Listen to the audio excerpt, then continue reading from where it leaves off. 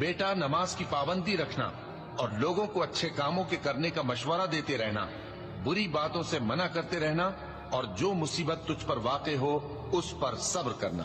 بے شک یہ بڑی ہمت کے کام ہیں۔ اور تکبر کرتے ہوئے لوگوں کے سامنے گال نہ پھلانا اور زمین میں اکڑ کر نہ چلنا، اس لیے کہ اللہ کسی اترانے والے شیخی خورے کو پسند نہیں کرتا۔ اور اپنی چال میں اعتدال کیے رہنا اور بولتے وقت ذرا آواز نیچی رکھنا، کیونکہ بہت اونچی آواز گدھوں کی سی ہے، اور کچھ شک نہیں کہ سب سے بری آواز گدھوں کی ہوتی ہے۔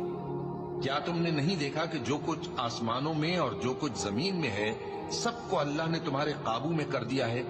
اور تم پر اپنی ظاہری اور باطنی نعمتیں پوری کر دی ہیں؟ اور بعض لوگ ایسے ہیں کہ اللہ کے بارے میں جھگڑتے ہیں، نہ علم رکھتے ہیں اور نہ ہدایت اور نہ کتاب روشن۔